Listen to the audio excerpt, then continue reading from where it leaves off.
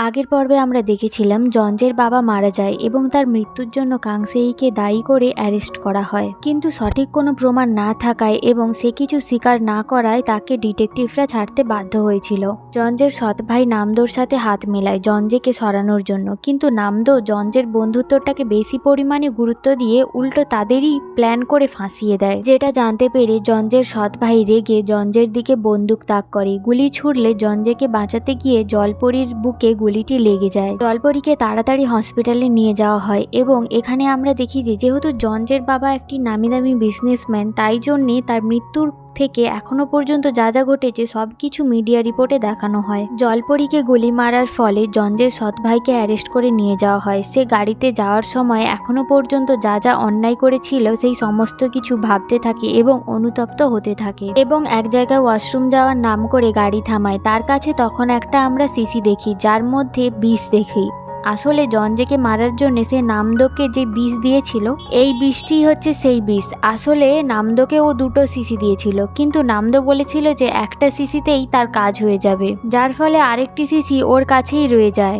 বর্তমানে ওয়াশরুমে বসে সে ওই বিষটিকে খেয়ে নেয়। এরপর তাকে পুলিশ স্টেশনে নিয়ে গিয়ে জিজ্ঞাসাবাদ করার সময় ও বিষক্রিয়া হয়ে ওখানেই মারা যায়। জলপরীকে দ্রুত হসপিটালের মধ্যে অপারেশন থিয়েটারে অপারেট করে গুলিগুলি বের করে নেওয়া হয়, যার ফলে সে প্রাণে বেঁচে যায়, কিন্তু তার এখনো পর্যন্ত জ্ঞান ফিরেনি। তখন হসপিটালের ডক্টররা তার অবস্থা দেখে খুবই অবাক হয়, কারণ এখনো পর্যন্ত এভাবে গুলি খেয়ে কেউ বেঁচে আছে এটাই তারা বিশ্বাস করতে পারছে না। এটা তারা আগে কখনোই এক্সপিরিয়েন্স করেনি। তখন ডক্টররা ওদের কাছে জানতে চাই ইনি কি কোনো স্পেশাল ধরনের খাবার খান। তখন নামদো জানায় যে স্পেশাল কিছু খায় না, তবে যাই দেবেন সব কিছুটাই বেশি বেশি খায়। পরে জঞ্জের মা জলপরীর সাথে দেখা করতে আসে, যেখানে জঞ্জের মা জঞ্জেকে কিছুদিন আগের একটি ঘটনা বলে, যেখানে জলপরী তাকে একটি রাজপুত্র ও একটি জলপরীর গল্প বলেছিল।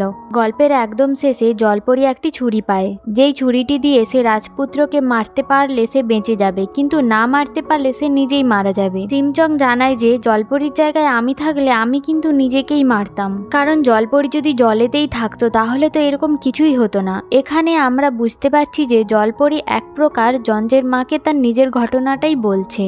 তখন জঞ্জের মা জলপরীকে আরেকটি গল্প শোনায়, যেখানে একটি নাবিক সমুদ্রে ডুবে যাচ্ছিল, তখন ওকে একটি জলপরী বাঁচিয়েছিল এবং পরে গিয়ে ওদের মধ্যে প্রেম ভালোবাসা হয় আর তাদের ভবিষ্যতে কতগুলো ফুটফুটে বাচ্চা হয়। বাচ্চাদের কেউ কেউ সমুদ্রে ফিরে যায় আর কেউ কেউ ডাঙায়। সমুদ্রের বাচ্চাগুলো ঝড়ের পূর্বাভাস পেলে ডাঙায় এসে তাদের ভাই বোনদের জানাতো, যার ফলে ডাঙায় থাকা গ্রামবাসীরা খুবই উপকৃত হতো।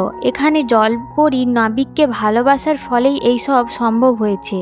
যে গল্পটি শোনার পরে জঞ্জে ওর মাকে জিজ্ঞাসা করে যে মা সত্যিই কি এরকম কোনো গল্প রয়েছে। তার মা বলে হ্যাঁ, ছোটবেলায় আমি তো তোকে এই গল্পটি শুনিয়েই ঘুম পাড়াতাম, ভুলে গিয়েছিস। যে কথাটি শোনার পর জঞ্জে ভাবতে থাকে যে তার আর জলপরীরও কি ঠিক এইরকমই একটি ভবিষ্যৎ হওয়া সম্ভব। আমরা জঞ্জে আর নামদোকে দেখি জলপরীর জ্ঞান ফেরার অপেক্ষা করছে, যেখানে নামদো ওকে বলে যে সিমচংকে আমাদের থেকে আলাদা। তোর আর সিমচংয়ের কিছু কথা আমি শুনে ফেলেছিলাম, যেখানে তুই ওকে জলপরী বলে ডাকছিলিস, আর আমার বিশ্বাস ও সত্যিই একটি জলপরী। জঞ্জে কোনো কিছু স্বীকার করে না, তবে ভয় পায় যে নামদো তার যদি কোনো ক্ষতি করে দেয়। নামদো তখন জানায় যে আমি টাকা দেখলে পাগল হয়ে যাই, এটা যেমন ঠিক, তবে আমি দুটো জিনিস খুব মেনে চলি, অসহায় কাউকে সাহায্য করা আর কেউ উপকার করলে সেটাকে সারা জীবন মনে রাখা। যদিও মেয়েটি আমার কোনো উপকার করেনি, তবে সে আমার বন্ধু জুনজেকে বাঁচিয়েছে, তাই আমি ওর কোনো ক্ষতি করব না। এরপর জলপরীর জ্ঞান ফিরে আসে। জঞ্জে ওর কাছে গিয়ে খুব ইমোশনাল হয়ে পড়ে এবং কাঁদতে থাকে। এদিকে কাংসেই ও তার ছেলের সমস্ত ঘটনা নিউজে দেখালে মা দেয়ংও সেটা দেখে। যদিও তার পুরনো কোনো স্মৃতি মনে ছিল না, তারপরেও সে তার ফোন চেক করলে সবের প্রথমে সেই মানসিক ডাক্তারের নাম্বারটি পায়। মা দেয়ং তাকে ফোন করে জানায় যে সে তার সাথে দেখা করতে আসছে। এই কথাটি ডাক্তার জঞ্জেকে জানিয়ে দেয় এবং জঞ্জে নামদোর মাধ্যমে ডিটেকটিভকে পুরো ব্যাপারটি জানিয়ে দেয়। মা দেয়ং ডক্টরের কাছে এসে জানায় যে আমি আমার পুরনো স্মৃতি জানতে চাই, আমি আমার পুরনো সমস্ত স্মৃতি ভুলে গেছি, যার ফলে আমি নিজেকে পাগলের মতো মনে করছি। জঙ্গলের মধ্যে কাউকে চোখ বেঁধে ছেড়ে দিলে তার যেমন মৃত্যুর ভয় করে, ঠিক আমারও একই অবস্থা। আমি জানতে চাই আমি কিসের জন্য শাস্তি পাচ্ছি, যার ফলে ডাক্তার তাকে আবার তার পুরনো স্মৃতিগুলো দেখাতে থাকে। আমাদের অতীতের দৃশ্য দেখানো হয় যেখানে গ্রামের প্রধান ও তার ওয়াইফ সেই জ্যোতিষীকেই ডেকে নিজের ভবিষ্যৎ জানতে চাইছিল, যেখানে প্রধানের স্ত্রীর সম্পর্কে সে বলেছিল যে শুভ্র তুষারের মাঝে যেই ফুল ফোটে সেই ফুলের মতো আপনিও রঙিন হয়ে যাবেন, আর পরের জন্মে তোমরা দুজনে আবার এক হয়ে জন্মাবে।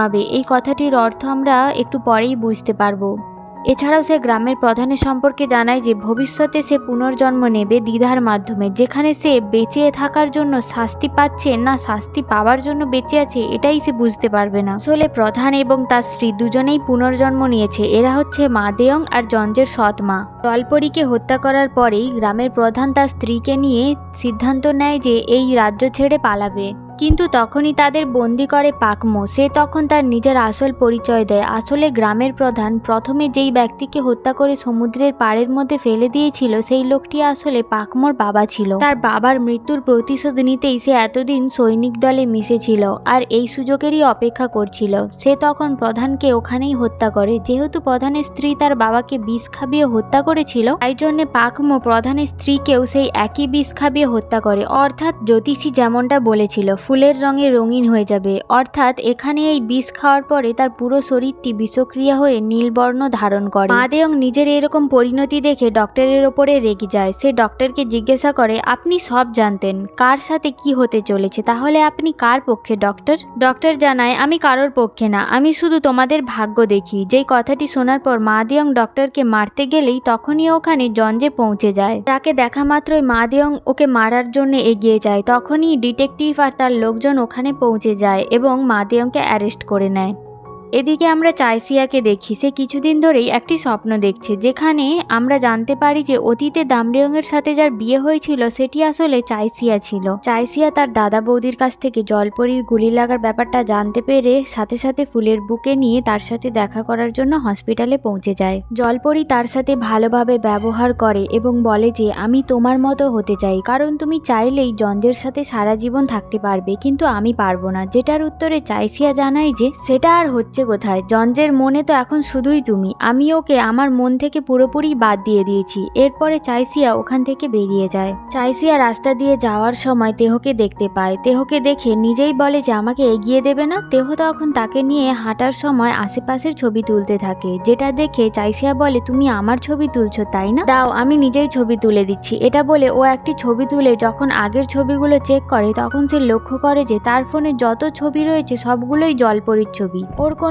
ছবিই তার ফোনে নেই। তখন এক নিমেষেই ওর মনটা ভেঙে যায়, কারণ দেহর প্রতি তার অনেক টান তৈরি হয়ে গেছিল। সে তখন রাগ করে ওখান থেকে চলে আসতে থাকে। ওর পেছন পেছন কেউ আসছে, এটা বুঝতে পেরে চাইসিয়া ভাবে যে ওটা হয়তো তেহ, কিন্তু ও যখন ঘুরে দেখে তখন ও দেখতে পায় যে একটি পাগল লোক ওর পিছু করছে, যেটা দেখে চাইসিয়া ভয় পেয়ে যায়। সে তাকে ইফটিজিং করতে গেলে তেহ ওখানে পৌঁছে গিয়ে ওকে বাঁচিয়ে নেয়। এই ঘটনাতে চাইসিয়া অনেকটা ঘাবড়ে যায়। তেহ তাকে জড়িয়ে ধরে সান্ত্বনা দেয় এবং তারা দুজনে একে অপরকে কিস করে, মানে তাদের মধ্যে সবকিছু আবার ঠিক হয়ে যায়। এদিকে ডক্টররা অবাক হয়ে যায়। জলপরীর মতো এত আজব পেশেন্ট তারা আগে কখনোই দেখেনি। তার শরীরের যেই গুলিটি লেগেছিল সেই ক্ষতটা একেবারেই গায়েব হয়ে গিয়েছে। তাই ডক্টররা এই রোগীর রিপোর্টগুলো নিয়ে মিডিয়ার সামনে গিয়ে কথা বলবে বলে সিদ্ধান্ত নেয়। তাদের এই কথাগুলো জঞ্জে শুনে ফেলে, তাই জন্য সে তার ঠকবাজি কাজ চালু করে দেয়। সে ডক্টরের ছদ্মবেশে কন্ট্রোল রুম থেকে জলপরীর সমস্ত রিপোর্ট ডিলিট করে দেয়। এরপর জলপরীকে নিয়ে হসপিটাল থেকে বাড়ি চলে আসে। বাড়িতে এসে জলপরী খুব মনমরা হয়ে থাকে, কারণ ওর জন্যই আজ জঞ্জে মরতে বসেছিল।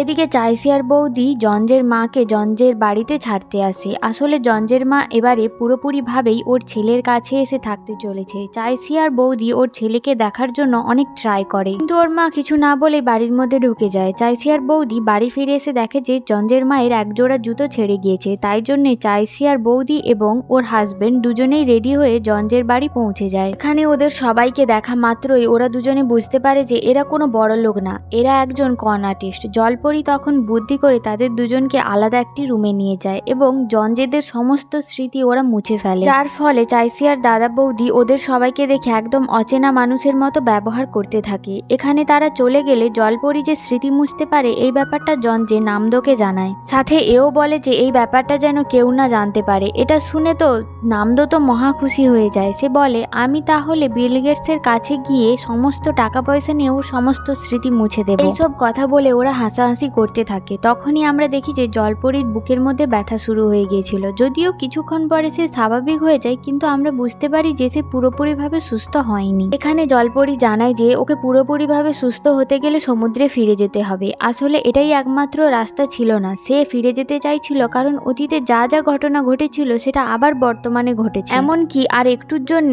জঞ্জে মারা যেতেও বসেছিল ওর কারণে। জঞ্জের জীবনে জলপরী আসার আগে ঠিক ওরা আগে যেমন থাকতো, জলপরী চায় ওরা এখনো যেন ঠিক তেমনই থাকুক। তাই জন্য ও সিদ্ধান্ত নেয় যে ও সবার স্মৃতি মুছে এখান থেকে চলে যাবে। এখানে জলপরী জঞ্জেকে অসুস্থতার বাহানা দিলেও জঞ্জে কিছুটা হলে বুঝতে পারে। তাই জন্য সে জলপরীকে জানায় যে তুমি প্লিজ যাওয়ার আগে আমার স্মৃতি মুছে দিও না, আমি তোমার স্মৃতিগুলো আঁকড়ে তোমার ফিরে আসার অপেক্ষা করব।